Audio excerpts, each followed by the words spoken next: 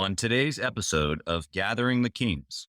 After 2 weeks of looking item by item, I walked away with a contract for $845,000 work. And I completed the entire building gracefully with a lot of trips to Quick Trip. It took me about 3 months. I cleared $150,000 with that.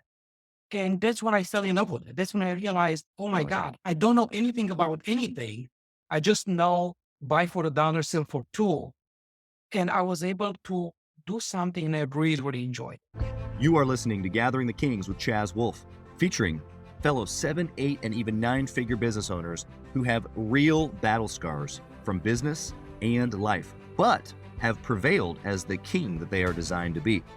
We welcome high-performing entrepreneurs to the stage in order to reveal the real of the real on what it takes to build a successful business today. We dissect the good and bad decisions they've made along the way that give a true and accurate picture of the journey of success and how you too can get there. Through this dialogue, you will learn the value of growing your network and surrounding yourself with power players and kings like today's guest. Grab your pen and notebook because we're about to dive in. What's up, everybody? I'm Chaz Wolfe. Today, Gathering the Kings podcast. I've got Daniel Chisca here on the King stage. My brother, how are you? Good. How are you? I'm well, and I'm just really looking forward to this episode. I look forward to most of ours, all of ours, but every now and then I get a guy like you that says, hey, you know what, Chaz? How can I help? How can I serve? I'm just here to serve today. And so I just so appreciate that perspective that you've already started with, and we haven't even gotten into it yet. So tell the listeners what kind of business that you have, my brother. I'm a provider of skilled labor to the commercial construction industry. In this country, you have a general contractor that calls a specialty contractor to do certain work. And those guys, when their own crews are too busy, they call me and they say, hey, we have this project. Can you handle it for us? And I do commercial roofing, concrete, and metal building assemblies. Wow, love it. And so in an industry where labor probably more than ever has been short and people are stressed out trying to get jobs completed, they just call you. You take care, you're a superhero. You take care of everything. Yeah, it's a valuable asset. Absolutely. I love that. Okay. So I want to know, before we get into your history and a little bit of your story, why do you build? I mean, obviously the types of projects that you're working on are very large, a lot of money involved. You could, in essence, sail away, I'm sure, but you haven't yet. You're still building the business. You're still helping general contractors all over the country. Why? First, I love what I do. I know that even if I've done, let's say, 10 Walmarts in a year, they are all a different story, different crew, different weather, different state. So my business covers the entire United States, and I deploy my crews whatever. Like right now, I'm speaking out of a hotel in Iowa. Wow. And we're roofing a mega factory here. And what keeps me going, I have certain goals that I like to achieve. But besides the goal is the experience, the quality of life, the journey. And this is fun. You can never get bored because every single project, every single day is completely different. I love the obviously enjoyment factor. I think a lot of entrepreneurs go back and forth on today I love it, tomorrow I don't. How have you been able to find that peace? Really is what I'm hearing you say. You've got just this poise almost about you just because you love what you do. You're really enjoying it. How have you found that?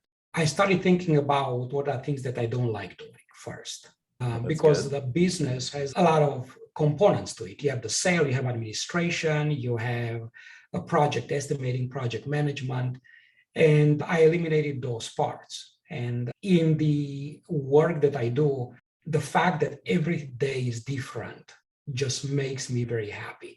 But at one point, because there is a lot of risk involved, as we deploy a lot of people all over the country and we have to be there in time, there are people that depend on us. Right. I had to learn to trust people. And that was the hardest part. I had to learn to delegate, to just completely accept the fact that a lot of things are not under my control. Yeah. And I cannot spend the night without sleeping, worrying that the crew is going to show up or not. Did everything go okay? But I actually have to trust people. Yeah.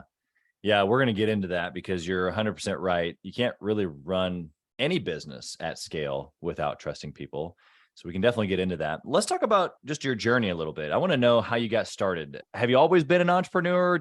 Was this your first business? You give us your background a little bit. I'm one of those guys that never had a job. I know those type. I never intended that. As a child, I've always bought and sold. I've always traded. I come from a family where my grandparents used to sell vegetables in a marketplace. And as a child, they used to take me and let me do the sale, exchange money, use the scale, the whole 9 yards.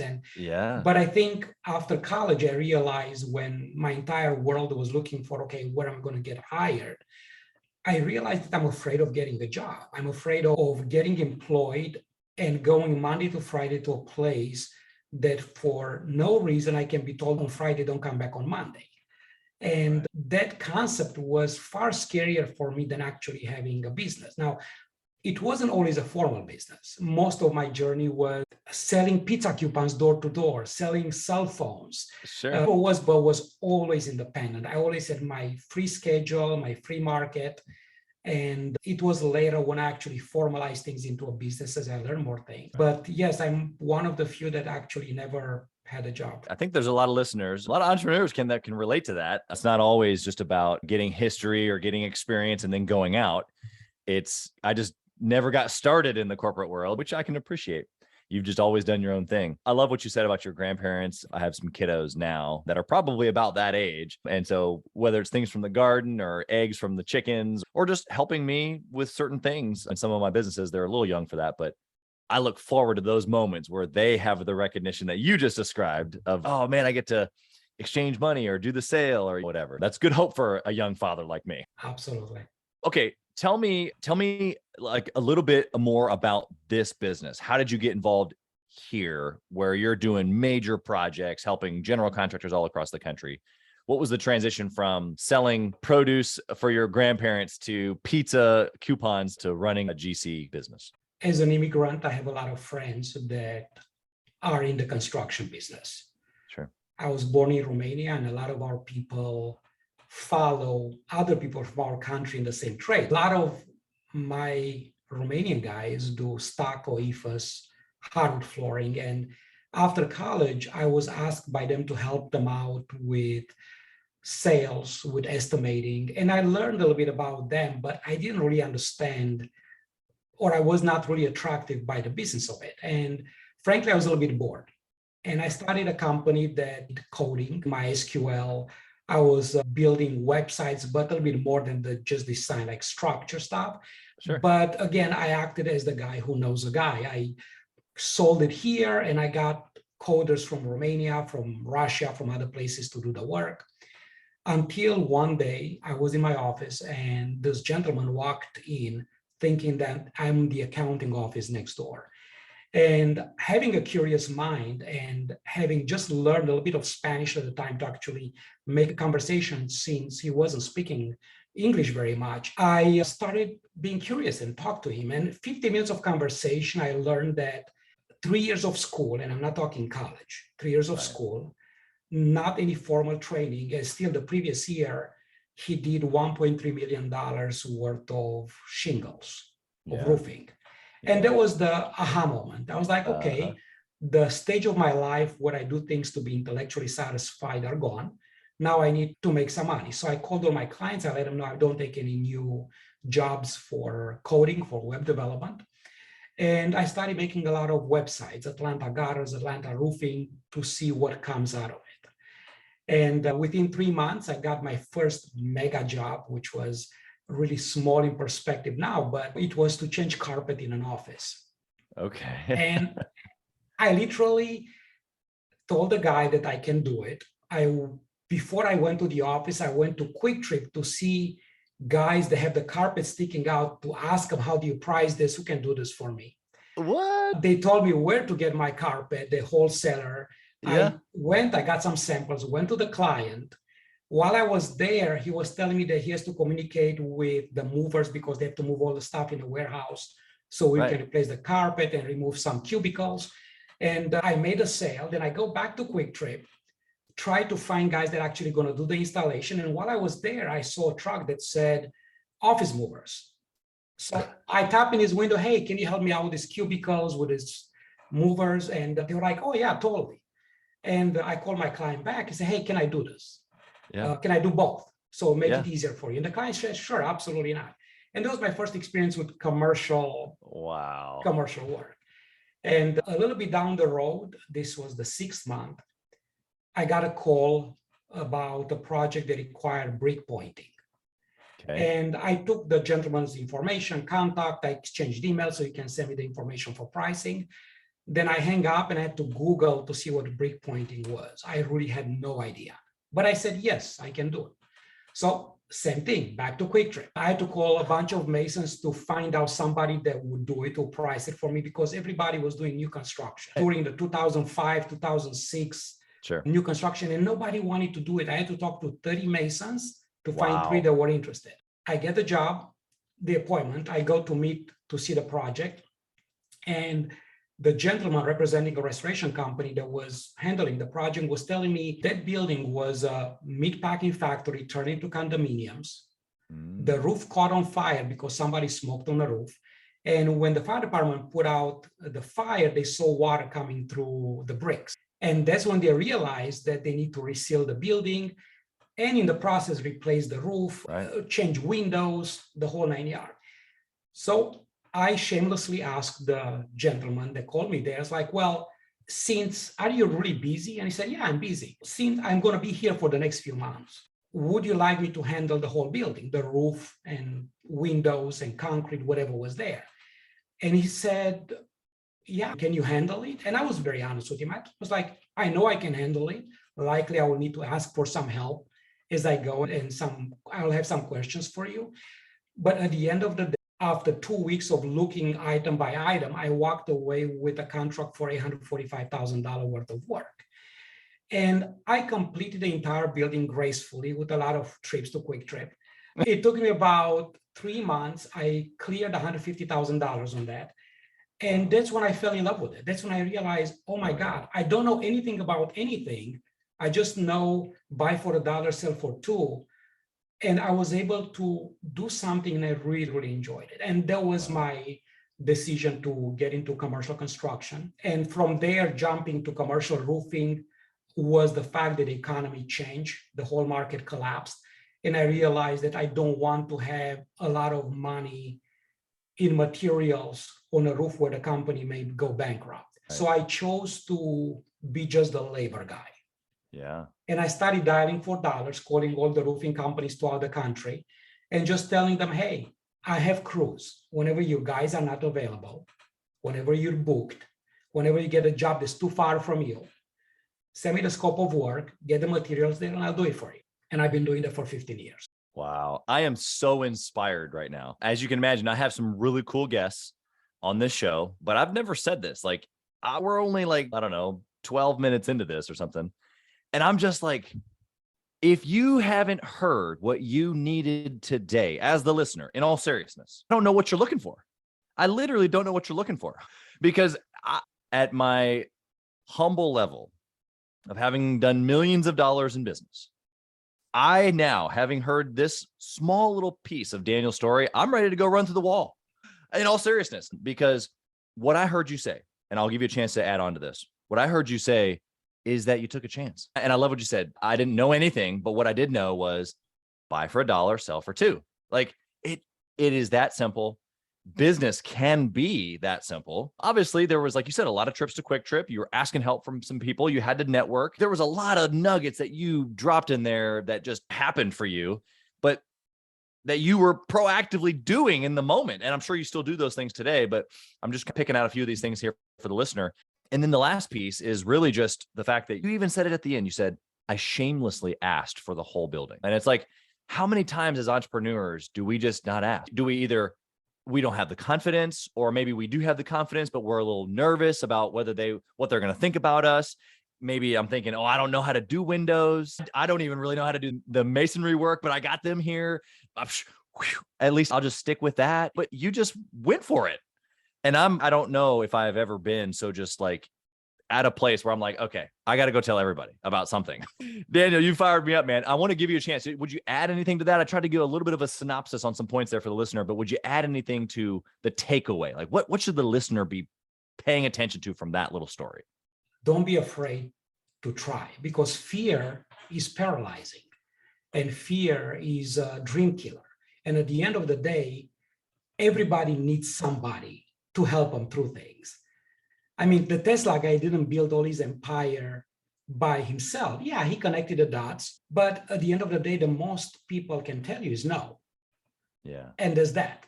And that's it. That's it. As much as lack of fear has been my biggest success, fear also has been my biggest failure, because there are so many more dreams that I have that for years, and I know there's such a pain point in the market for what I have the solution for.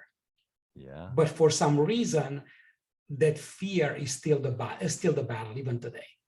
Hey, kings and queens, Chaz Wolfe. I want to talk to you about something that's super important to me. We put a lot of time and effort, we meaning myself and my team, into this podcast, into the content that goes out every single day.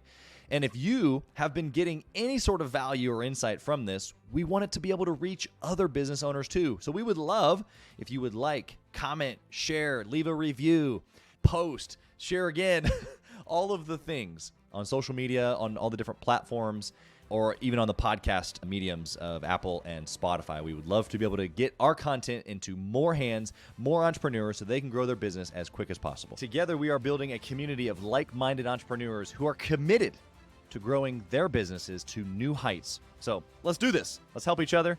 Let's help each other grow. Oh, you just sent me on a whole upside down roller coaster by saying this, because literally your first story I'm a pretty confident individual. And let's say I dance the line between confidence and arrogance. Okay. But to hear your story, literally, I'm not even joking. I am so inspired and so built in my own confidence of going, wow, I need to be just shameless about what I'm doing. And then for you to end with saying that fear still grips you, you're going to have to tell us more.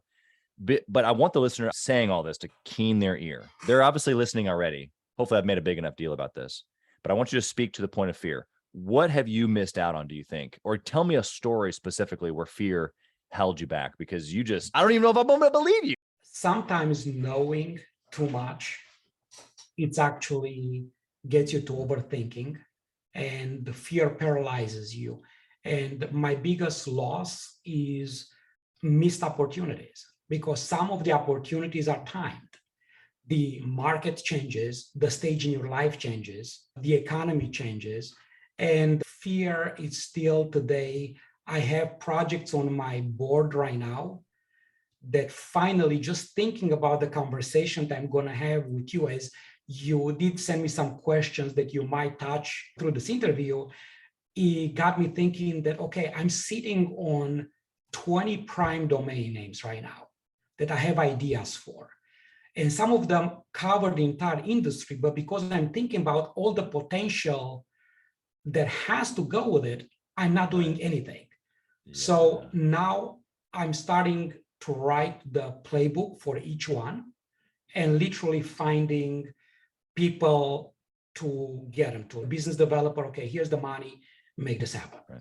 Yeah. Wow. I hope the listener is paying really close attention. They have their notepad out. I say that sometimes, but I couldn't be more serious right now. What you just said is the fact that basically you're just as inspired by the things that other entrepreneurs do, or in this case, just the simple questions that I asked you about your journey, then have compelled you to reach for yourself at another level, right? Because there's another version of Daniel that you're after. And for you to be able to go reach for that, Daniel, even though you've already accomplished so much, and to be vulnerable about it right here, I hope that the listener is taking this home, because we deal with it every single day. Entrepreneurs, right? We deal with should I ask? Do I have fear? Do I jump? Do I make the decision? Do I not? I love what you said there in there about knowing too much sometimes. It keeps us from processing good decisions. So many good things already. I think if you pause this thing and went back and listened to everything that Daniel said for the last couple of minutes 10 times, I don't think that you'd be disappointed. For the sake of the interview, though, let's continue, because I want to know some good and bad decisions that you've made. You've talked about fear a little bit, being a differentiator on the good and bad, but I want to know like a specific decision that you made, maybe early on, maybe in some of those first couple of years, where it was this good decision that you can share with us has led to a good amount of your success. What is that? Choosing to be consistent in reading. It sounds maybe broad, but it's very easy to be in a fast lane and doing your business, doing over and over the same thing, and forget that maybe some things take you in the wrong direction. Yeah. And the reading has been the biggest form of education for me and the biggest form of keeping myself mentally in shape. Also, being very intentional about who I let around me. The power of proximity is amazing. There is no way you let somebody close to you without being affected. Actually, neurologists, scientists were able to connect the fact they discover the fact that if you sit in a coffee house next to a person you don't know, you don't talk to, yet your brain synchronized. Right. So I'm a lot more intentional about who I let around me, and I seek people that are smarter, grounded, that I can speak with and learn from. Yeah, that's huge. Okay. How has that played out for you practically? Do you have folks that you can just pick up the phone and call? Do you keep a close circle? Do you have a friend that you guys meet on a regular basis? Like, what does that circle look like for you, like actually? I keep active in certain circles where I know there are people that have experiences, and I approach them one by one and invite them for a coffee. And I ask them questions that you would ask, but one-on-one. Yeah. What does your success come from? And it's not even about what they do, but it's about principles that they guide by. So there are different people, different journeys that I take a lot of things from, but it's never just one place. Yeah, makes sense. I love that. What I'm picking up is that not only are you keeping maybe close tabs on who's around you, which I think is so important, but then you're with those people, you're open-minded to change or open-minded to growth. Am I hearing you right on that? Yes, absolutely. You want to add anything there? There are so many different industries and so many ways of doing the same thing that sometimes just because somebody doesn't give you an example through a story, right, it could be in front of your eyes and you're just not seeing it. It's all a matter of perspective. And often we understand and we see life through the experiences of what we grew up with, or what we have done. So I get a lot from listening to strange people telling me their stories. Yeah, you're so right. That's why podcasts like this exist. It's why guys like you get asked to be guests. Okay, let's flip the script, Daniel. Let's tell me about a bad decision that you've made, one that didn't go so well. I believe from every 5 good decisions, I did 95 that were bad. It's a lot of failure on this journey and a lot of learning, but some bad decisions probably was that accepting that paralyzing fear in my life. And I don't know if it was a decision or a state of mind or lack of decision, but in action still actually decide to stop for whatever reason. And another decision was that I believe that it was a missed opportunity, probably more than a bad decision, not going to law school. Even if I would have had a law degree, I would have still been a business person with a law degree. I would have never been actually a lawyer, but it would have put me in different circles. Yeah, for sure. And I would have played at a different level. Yeah, do you reminisce on that sometimes, that you'd be doing that sometimes, or are you content with where you ended up? I don't regret, but I'm very conscious of the importance of getting around people with a lot of money, playing a different level, just because you see how they do things. And sometimes they just give you opportunities. Hey, can you do this for me? And it doesn't matter whether you do a small project or something big for them. It's just a matter of zeros at the end. But the rest of it is the same. Yeah. So no, I don't have any regrets about anything. I think regrets are a weight that anybody needs to discard, and I don't have that. So good. We don't talk a lot about regrets. A lot of our bad decisions, like you said, are learning points. And I think a lot of guests believe that. Where did you come to the conclusion, though, about regrets? Like what you just said about it being weight and that it needs to be discarded. Is that a family learned thing? Is that a book that you read? Is that a mentor? Where'd you get that from? Probably speaking with people. And at one point or another, I noticed there is a group of people that either complain about everything and they find excuses for everything that they don't do. Right. And they regret a whole list of things. But it's similar to fear. It's paralyzing. It's living in the past, and it makes you even amplifies your fear of making mistakes. if you keep feeding yourself talking about regrets and missed opportunities. So I don't know where it came from, but I have zero regrets. I recognize my mistakes, absolutely. Sure. And I got the whole book to write on just on the topic. But if you're not willing to make mistakes, means you're choosing to be inactive. And if you choose to be inactive, means you'll never taste success. Yeah. So yeah. Choose your path, right? Like you either are going to have hard this way or hard this way. I think for entrepreneurs everywhere, at least making a decision towards the action of achieving what we hope to achieve. And the mistakes along the way, I think, are where we find the value as opposed to the inaction, like you're talking about, because it's still a decision. Okay. Tell me about a process now, or maybe it's a discipline that you have around making decisions at this level of success that you've got. I run everything through the filter of my goals. I know what I want to be. Anything that deviates me from that, it's out. It's as simple as that. And I'm lucky to have chosen to do something that I really like. And because the prospect of reaching to my goals are so amazing, and even the journey of getting there, I don't need any motivation. Never and nothing can put me down. Yes, there will be some bump in the roads. There will be some setbacks, but it's similar to computer gaming, to gaming. You have points for each game and you have your total points. Right. So I watch that my net worth keeps going up to the point where I can do things that I want to do. And is the game of the net worth, as you're saying. So I want to know, naturally, I think we're all waiting. You said you run it through the filter of your goals, but then you said right after that, I know who I want to be. Who is that? Who is it that Daniel wants to be? My wife and I are working to start a family. And if it turns out that little party poopers show up, I would like to actually be a father. I like to be at home. I like to experience that life. Also, I've been around planes for a long time. I've been skydiving since I was in my 20s. Wow. And for some reason, another fear factor was fear of exams.